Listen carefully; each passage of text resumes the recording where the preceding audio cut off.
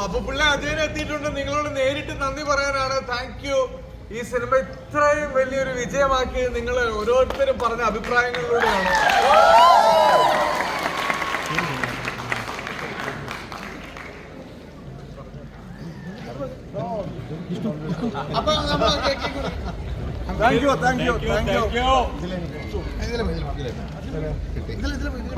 എല്ലാവരും ഒന്ന് മാറണം പ്ലീസ്.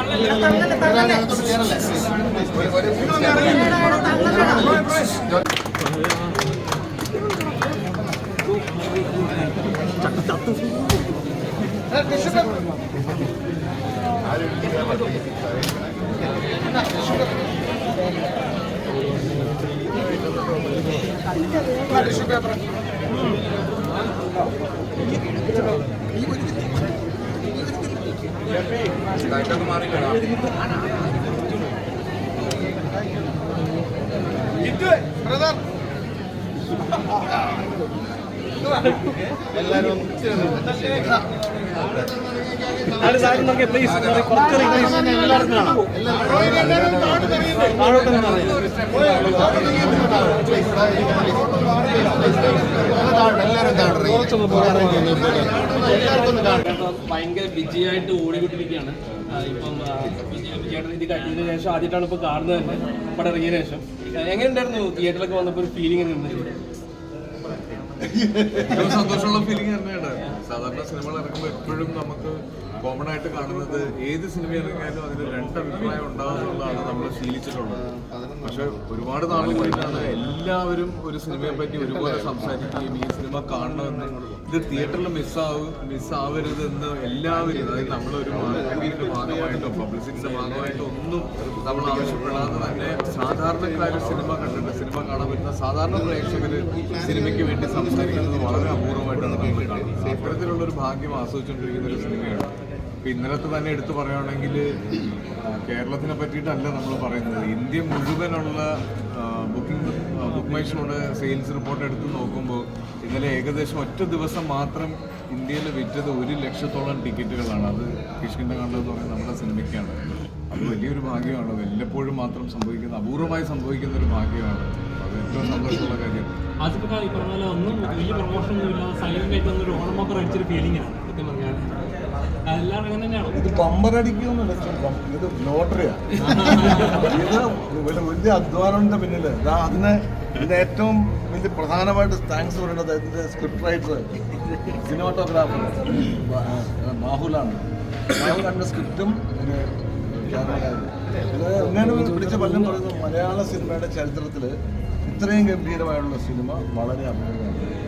ചിലർ പറഞ്ഞാൽ അങ്ങനെ വന്നിട്ടില്ല. ഇത് ഒരു ഇറാനിയൻ സിനിമ, അങ്ങനെ ഒരു ക്ലാസിക്, വേൾഡ് ക്ലാസിക് എന്നൊക്കെയാണ് പറയുന്നത്. കേൾക്കുമ്പോൾ ഭയങ്കര സന്തോഷമുണ്ട്. പിന്നെ അതാ അങ്ങനെ പടത്തിന് വേണ്ടിയിട്ട് ഇത്തരം ഒരു സത്യം ഞാൻ ആദ്യം സ്ക്രിപ്റ്റ് വായിച്ചു. ഒരു പടം തുടങ്ങുന്നത് 2 വർഷം മുമ്പ് സ്ക്രിപ്റ്റ് വായിച്ചത്. പക്ഷേ ഗംഭീര സ്ക്രിപ്റ്റാന്ന് എനിക്കറിയാം. പക്ഷെ ഇത് പ്രേക്ഷകൻ കാണും, വലിയ തമാശയില്ല, പാട്ടില്ല, ഡാൻസ് ഇല്ല, ഫൈറ്റ് ഇല്ല. പക്ഷെ അങ്ങനെയുള്ള സിനിമ വിജയിക്കും എന്നുള്ളത് ഏറ്റവും വലിയ ഉദാഹരണമാണ് ഈ സിനിമ. ഇതൊരു മലയാള സിനിമയുടെ ഒരു വലിയ മാറ്റമായിരുന്നു. ഇനിയും ഇതിന്റെ ചുവട് പിടിച്ച ഒരുപാട് നല്ല സിനിമകളുണ്ട്. ശരിക്കും ഈ സിനിമയ്ക്ക് കിട്ടിയ ഏറ്റവും വലിയ ഇപ്പം ഇത് ആസ്വദിക്കുന്ന എല്ലാ വിജയങ്ങളും വലിയൊരു നന്ദി പറയുന്നത് ഇതിൻ്റെ നിർമ്മാതാവിനോടാണ്. കാര്യം ഓണം സിനിമകളുടെ കൂടെ അല്ലെങ്കിൽ നമ്മുടെ ഒരു ഫെസ്റ്റിവലിൽ ഈ സിനിമ റിലീസ് ചെയ്യാം എന്ന് ഇദ്ദേഹം എടുത്തൊരു തീരുമാനമാണ് ഈ സിനിമയുടെ ജാതകം തന്നെ മാറ്റി മറിച്ചതെന്നാണ് എനിക്ക് തോന്നുന്നത്. തീർച്ചയായിട്ടും അല്ലെങ്കിൽ ഈ സിനിമ ഒരു മികച്ച സിനിമയാണെന്നും ഇത് തിയേറ്ററിൽ കാണേണ്ട ഒരു സിനിമയാണെന്നും പലരും പറയുകയും സിനിമകളെ ഇഷ്ടപ്പെടുന്ന ഒരു വളരെ ചെറിയ കൂട്ടത്തിൽ മാത്രം ഒതുങ്ങി പോകേണ്ട ഒരു സിനിമയായിരുന്നു. പക്ഷേ ഇത് ഓണം പോലെ ഒരു ഫെസ്റ്റിവലിൽ ഈ സിനിമ റിലീസ് ചെയ്യാൻ ഇദ്ദേഹം കാണിച്ച ധൈര്യമാണ്. അതുപോലെ തന്നെ സിനിമയിൽ 50 വർഷം തികയ്ക്കുന്ന ഞങ്ങളെ കൊണ്ട് പറ്റുന്ന ഏറ്റവും വലിയ സമ്മാനമാണ് ഈ സിനിമ. അപ്പുപിള്ള എന്ന് പറഞ്ഞ ഈ ക്യാരക്ടർ മലയാള സിനിമയുടെ ഭാഗമായി മാറുന്നു. അത് ഞങ്ങൾ ഈ 50 വർഷം തികയ്ക്കുന്ന കുട്ടേട്ടന് സമർപ്പിക്കുന്നു. ഒരു സന്തോഷം എന്താ എനിക്ക് അത്ര ഭയങ്കര സന്തോഷം. 26 സിനിമ എടുത്തെങ്കിലും കുട്ടേട്ടൻ നമ്മുടെ പടത്തിൽ അഭിനയിച്ചിട്ടില്ല. ഗുഡ്വില്ലിൻ്റെ ആദ്യമായിട്ടാണ് എൻ്റെ അയലോക്കംകാരൻ നമ്മുടെ സിനിമയിൽ അഭിനയിക്കുന്നത്. അതിലൊക്കെ ഉപരിയായി ഇത് മലയാള സിനിമ സ്നേഹികളുടെ വിജയമാണ്, സിനിമാ പ്രേമികളുടെ വിജയമാണ്, മലയാള സിനിമയുടെ വിജയമാണ്. ഇനി അങ്ങോട്ട് കിഷ്കിന്ധകാണ്ഡത്തിന് മുന്നും പിന്നും എന്നുള്ളൊരു വേർതിരിവുണ്ടാകുമെന്ന് ഞാൻ ഉറച്ചു പാട്ടും ഡാൻസും ഫൈറ്റും അങ്ങനൊന്നും ഇല്ലാതെ ഒരു സിനിമ വിജയിപ്പിക്കാന്നുള്ളതിന്റെ ഏറ്റവും വലിയ ഉദാഹരണമാണ്. അപ്പം നല്ല സിനിമകൾ ഈ മലയാളത്തിൽ ഉണ്ടാവട്ടെ. അതിനുള്ള കാരണം ഈ കിഷ്കിന്ധകാണ്ഡമാണെന്നുള്ളതിന് എൻ്റെ ഡയറക്ടറും എൻ്റെ സ്ക്രിപ്റ്റ് റൈറ്ററും എൻ്റെ പ്രൊഡ്യൂസറും ഇവിടെ എല്ലാവരും അതിനെ അഭിമാനിക്കാം. ഈ കുട്ടേട്ട ഈ സിനിമകളുടെ എല്ലാം ഈ റെസ്പോൺസ് വരുമ്പോൾ കുട്ടേട്ടൻ്റെ അഭിനയങ്ങളുടെ എല്ലാം അച്ഛനായിട്ട് ഒരുപാട് താരതമ്യം ചെയ്തിട്ടുണ്ട്. അന്നൻ പിള്ളയുടെ ഒരു പക്ഷെ ഞാൻ അങ്ങനെ അച്ഛനെ അങ്ങനെ എന്തെങ്കിലും റെഫറൻസ് നോക്കിയിരുന്നിട്ടുണ്ട്? ഒരിക്കലും ഞാൻ അങ്ങനെ ഒരു നടനെ അച്ഛനാണെങ്കിലും അച്ഛനാണ്, അച്ഛൻ്റെ മകനായിട്ട് ജനിച്ചുകൊണ്ടാണ് നടനായത് 100%. പക്ഷേ ഞാൻ അനുകരിക്കാറില്ല മനഃപൂർവ്വം. പിന്നെ അച്ഛൻ്റെ മകനിൽ എന്തെങ്കിലും ഛായ ഉണ്ടെന്നുള്ള വലിയ അതായത് അതില്ലെങ്കിൽ മോശമല്ലേ.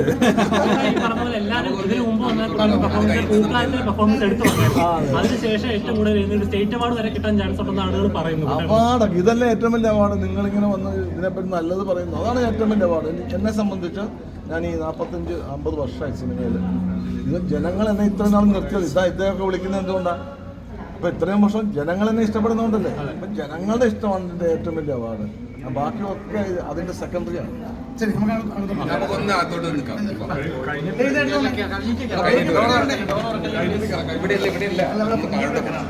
നമുക്ക് താഴോട്ട് പോവാം.